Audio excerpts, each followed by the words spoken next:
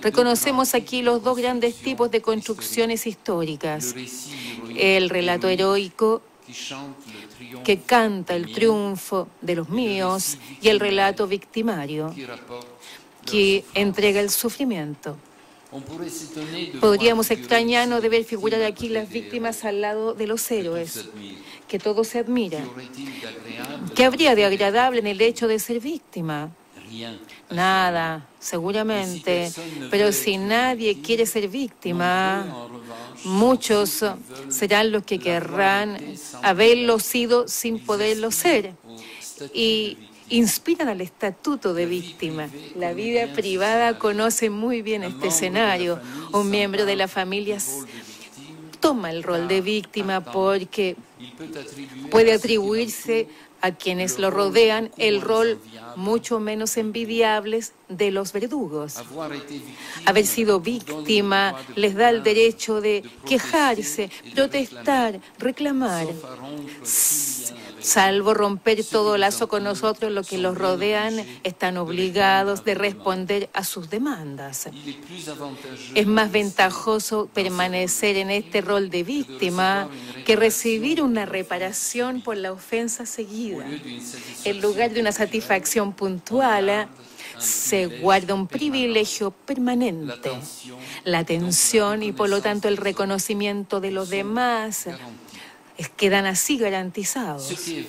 Lo que es real de los individuos y más aún de los grupos es que si logramos establecer de manera convincente que tal grupo fue víctima de injusticia en el pasado, eso le abre en el presente una línea de crédito inagotable, porque la sociedad reconoce que los grupos y no solamente los individuos tienen derecho. Vale la pena aprovecharlos. O mientras más grande fue la ofensa en el pasado, más grande serán los derechos en el presente. En lugar de haber luchado por obtener un privilegio, lo recibimos de oficio, solo por el hecho de pertenecer a un grupo que era desfavorecido. Se puede agregar que la experiencia de la víctima no contiene realmente una lección para los contemporáneos, porque su rol fue puramente pasivo.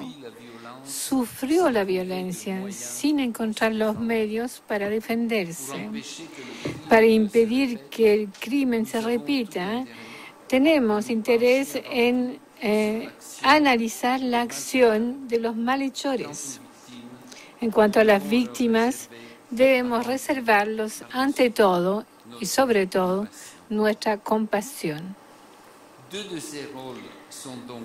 Dos de estos roles son favorables al sujeto, el héroe benefactor y de la víctima inocente. Y dos son desfavorables, el malhechor o el beneficiario pasivo. Si al evocar el pasado de nuestro grupo lo asimilamos a las figuras positivas, tenemos una gratificación directa porque nos damos el papel más ventajoso e instalamos los demás en el rol de benefactor impotente de la acción heroica, e incluso en el rol de malhechor. Esta descripción ritual y agradable no produce ningún beneficio moral para aquel que la enuncia. La única oportunidad que tengamos de progresar en la escala de la moral consistiría en reconocer y en combatir el mal en nosotros mismos. Si alguien declara hoy en público que se pone del lado bueno, que condena como se debe a los malos, llora con los débiles y admira a los fuertes, no agrega nada a su valor. Hacerle la moral a otros nunca ha sido un acto moral. La virtud del héroe, la aureola de la víctima, no destiñen sobre sus admiradores, aunque eso es lo que esperan. No hay nada heroico en admirar a un héroe universalmente reconocido. Al contrario, la buena conciencia neutraliza la buena acción. Gozar del prestigio de nuestros padres héroes o compadecer por el sufrimiento de nuestros padres víctimas es normal para un individuo, pero a partir del momento en que estos sentimientos se expresan en una plaza pública, toman un sentido adicional. Sirven nuestros intereses más que nuestra educación moral. Si nos obstinamos en evocar a los buenos, a los malos, a las víctimas del pasado, para servir los intereses de nuestro propio grupo, podemos reclamar la admiración de los miembros de este grupo, pero no su conciencia.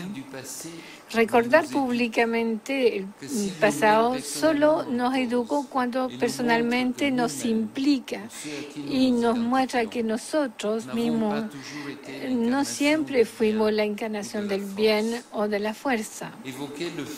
Evocar el hecho de que los míos pudieron en algún momento ser agentes del mal o destinatarios pasivos del acto heroico de otros, ver otros en víctimas o en benefactores, no aporta ningún beneficio directo al individuo. Sin embargo, es la única manera de poder comprometerse en un examen crítico del grupo al que pertenecemos. Este recuerdo de las páginas del pasado en las que nuestro grupo no es ni héroe ni víctima totalmente, sería para los autores de estos relatos históricos sería un acto de valor moral superior. También sería un medio para protegernos contra la facilidad del egocentrismo y del maniqueísmo que nos tientan siempre.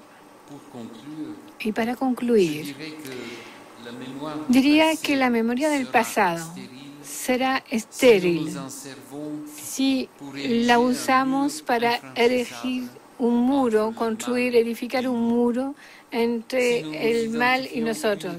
Si nos identificamos únicamente con los héroes irreprochables, las víctimas inocentes, alejándonos de los agentes del mal fuera de los límites de la humanidad. Y es generalmente lo que solemos hacer.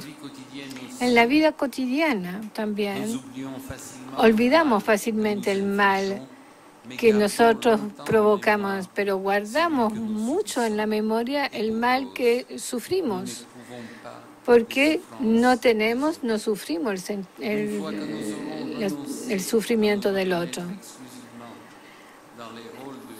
Si no nos reconocemos ya como héroe, como víctima, el trabajo de memoria nos permitirá ir no solamente de un caso particular a otro, en función de las similitudes, sino de lo particular a lo universal, al principio de justicia, a la norma moral, al ideal político, que se deja analizar y criticar con argumentos racionales. El pasado será entonces ni repetido a saciedad, ni banalizado, sino leído como ejemplo. La lección que podemos sacar debe ser legítima en sí, no porque emana de un recuerdo que apreciamos. El buen uso de la memoria será aquel que sirve una causa justa y no una que favorece nuestros intereses. Muchas gracias.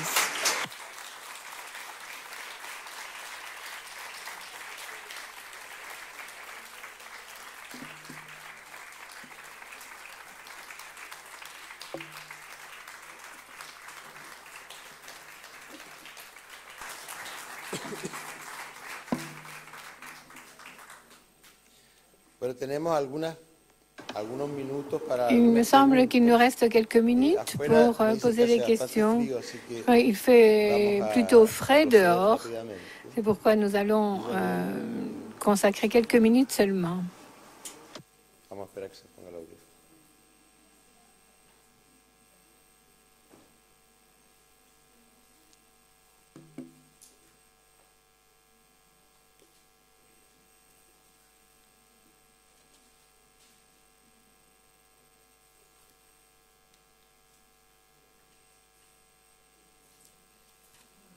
Bueno, yo tengo 5 preguntas. J'ai 5 questions Personalmente ici. considero que algunas de ellas han sido respondidas por la conferencia, de manera que las voy a agrupar. Hay una que dice, recientemente David Reef publicó Against the Memory, donde sostiene que no es el abuso, sino la estructura de la memoria lo que constituye un problema para la paz mundial, por ser la causante de la beligerancia e integrismos. Señala que en ocasiones es más sano una sociedad que olvida, pero que está en paz antes que perseguir la justicia de la memoria, causante de grandes conflictos. ¿Cuál es su posición? Yo siento que él ya lo dijo, ¿no? Pero igual se lo quiere reafirmar.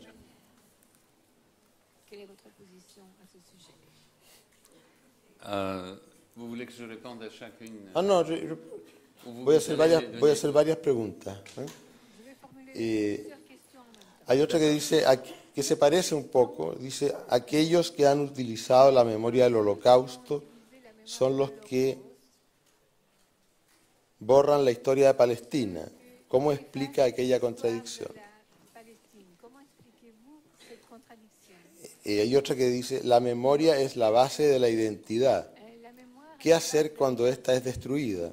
Por ejemplo, en el caso de que se destruyen bibliotecas, museos, lugares que resguardan o recuperan nuestra historia. Son atacados en conflictos armados o guerras. ¿Qué hacer, en el fondo, cuando hay una destrucción de la memoria desde el poder o desde el conflicto?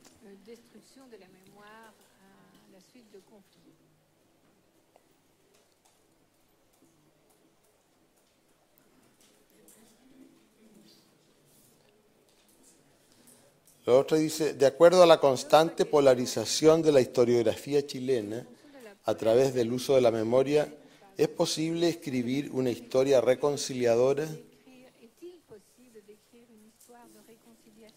Finalmente hay una que dice, la historia oficial se sigue imponiendo en Chile. La historia, la antropología aún se enseña desde una mirada antropocéntrica. Mientras se interactúa sobre la memoria, aún se violan los derechos humanos. ¿Cómo construir una memoria? ¿Usar esas memorias de manera justa e igualitaria? Esas son las 5 preguntas que tenemos. Ya las vamos a dar al profesor Todorov que las comente. Gracias.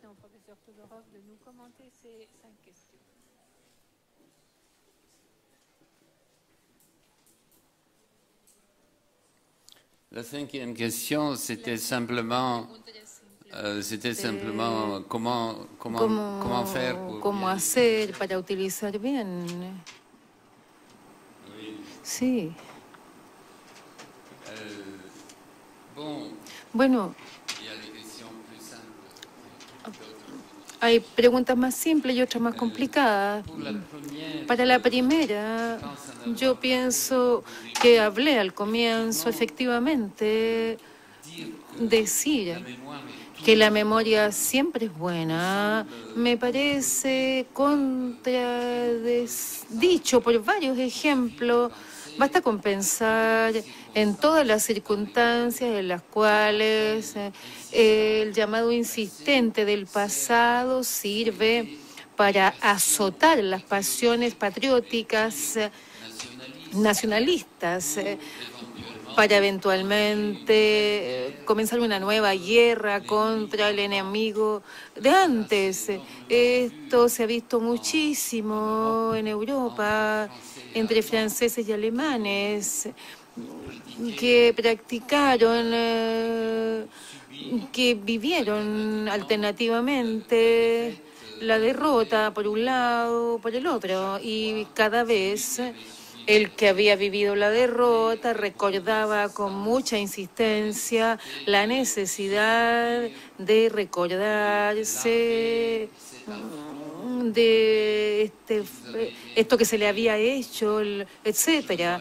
Por lo tanto, no veo ningún interés en cultivar este tipo de memoria. Pero no pienso que se pueda generalizar y decir la memoria es siempre mala.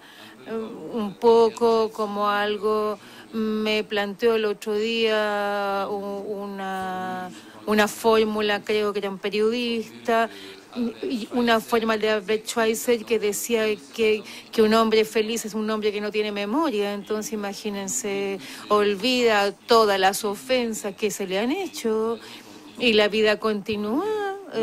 No, yo creo que hay que entrar en lo vivo del tema y analizar para qué sirve esta memoria, qué uso podemos hacer. La cuestión dolorosa o el problema doloroso de la memoria del Holocausto y de la memoria de la Palestina, efectivamente, en la formulación misma de la pregunta hay una respuesta ya. Yo diría que esta memoria del Holocausto se ha mantenido de manera muy sistemática, organizada por el Estado, por procedimientos, organizada, pero es una memoria de un tipo que a mí me gusta llamar literal, es decir, concierne el acontecimiento traumatizante que es el Holocausto mismo, más que una extrapolación a partir de allí que plantearía o que llevaría a la defensa de todos los perseguidos y que conduciría a un sentimiento de justicia universalizable.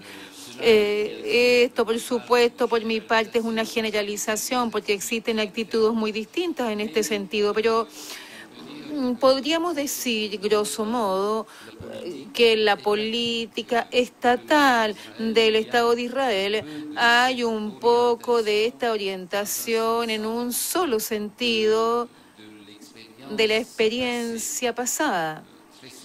A menudo la memoria del Holocausto ha sido utilizada también en el sentido opuesto y recordaba recién justamente lo que hizo David José, que fue un deportado político y no un deportado racial.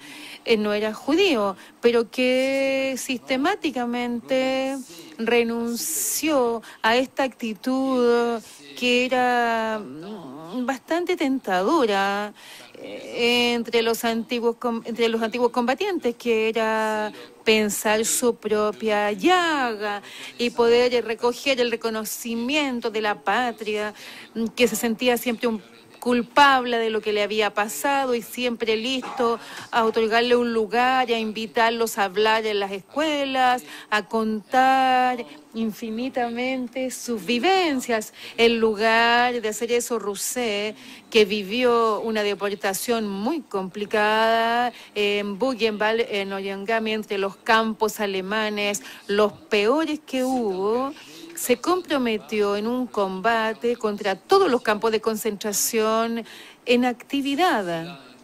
Esto incluía los campos de Franco, los campos del coronel griegos, pero también los campos comunistas en los países comunistas. Y por esta razón su decisión provocó una violenta separación entre los deportados franceses o de otros países europeos, porque había muchos comunistas entre ellos, prácticamente la mitad o más aproximadamente, y para ellos era terrible e insoportable reclamarse de una cierta lealtad hacia su experiencia con los otros deportados, o bien de una lealtad política hacia ello. Por lo tanto, es muy posible superar estos sentimientos de deber hacia su pueblo, hacia su tribu, hacia su familia, si queremos decirlo así, y poner esta experiencia al servicio de un sentimiento de justicia universal. Tercera pregunta sobre memoria e identidad. Yo diría que cuando la memoria y sobre todo las bibliotecas, los manuscritos, etcétera, son destruidos, hay que hacer todo lo posible por reconstruirlo, porque efectivamente la primera función de la memoria es constituir la identidad. La memoria del individuo constituye su identidad individual, pero la memoria colectiva es la del grupo. El enfermo de Alzheimer que pierde sus recuerdos unos después de otros, deja de ser una persona que era, y es lo más terrible para la gente cercana, es que no lo reconoce más. Ya no es la misma persona, la identidad desapareció. ¿Usted se acuerda en la película Fahrenheit 453, creo, o 451? Ya estoy olvidando. Cada uno tenía que aprender de memoria un libro para combatir, para luchar contra la desaparición de las bibliotecas. No hemos llegado hasta allá, pero no hay que pensar que todo lo que confiamos a la memoria electrónica va a ser preservada. Todos estos pequeños aparatitos que nos gustan tanto tienen una vida mucho menor que nuestros libros, así que desconfíen. En cuanto a la historia común de Chile, ahí me hacen una pregunta a la que no soy capaz de contestar. Ustedes son los que deben responder. Yo no soy un historiador de Chile, por lo tanto no intenté hablarles de su historia. Que ustedes conocen. Eso es su tarea. Pero diría que en teoría me parece posible. En todo caso, franceses y alemanes lograron escribir un manual de historia común sobre el siglo XX, aunque se hayan masacrado durante todo el siglo, mucho más que aquí en Chile, porque esto afectó a millones y millones de personas por ambos lados, o bandos. El tiempo tiene que pasar, eso no puede hacerse en forma inmediata. También tiene que haber una toma de conciencia, como lo decía anteriormente. No conlleva o no implica en la humanidad que hay monstruos por un lado e inocentes del otro, pero se trata de darse cuenta de que nosotros mismos podemos cometer actos violentos, imprevisibles, y que a veces en aquellos donde vimos la maldad se pueden encontrar destellos de humanidad. En cuanto al primer ejemplo, es decir, nuestra propia inhumanidad en alguna forma, me gusta citar un ejemplo porque proviene de una persona que conozco personalmente, que fue prisionero de los Khmer Rojos en Camboya. Estuvo 3 meses preso, torturado, y se preparó, estaba preparando su huida, un escape. Y para escapar encontró una piedra que afiló para transformarla en un arma. Y estaba dispuesto a escapar y se planteó la pregunta, ¿acaso estoy dispuesto a usar esa arma? Porque si escapo, voy a tener hasta lograr llegar a la ciudad donde pueda estar protegido. Si alguien me ve, me van a pillar, me van a matar, me van a torturar 2 veces más. Por lo tanto, Este hombre que tiene mi edad y que conozco muy bien, tuvo que admitir que estaba dispuesto a matar con su piedra afilada y que mataría hasta un niño, porque un niño lo podría traicionar, lo podría decir a su madre o a su padre: mira, hay un francés ahí que está pasando por ahí cerca del pueblo. Finalmente no escapó, por lo tanto no tuvo que matar. Pero estaba dispuesto a hacerlo. Y me parece que esa conciencia es un elemento muy importante en nuestra toma de conciencia del mal, de la comprensión del mal que nosotros o nuestros cercanos han sido víctimas. Es más fácil decirlo en teoría que en práctica, lo reconozco. ¿Y cómo hacer para tener un buen uso y no tener mal usos? Yo creo que haberle dicho todo lo que les podía decir en principios generales. Esto no es ninguna garantía de que yo mismo, estando en una situación de crisis, podría comportarme como corresponde, porque quizás el miedo sea tan fuerte que me voy a comportar de muy mala manera. Uno puede tratar de prepararse, reflexionar de antemano, pero no hay ninguna garantía. La garantía consiste que la verdad está cuando se trata del pudding, que hay que comerlo.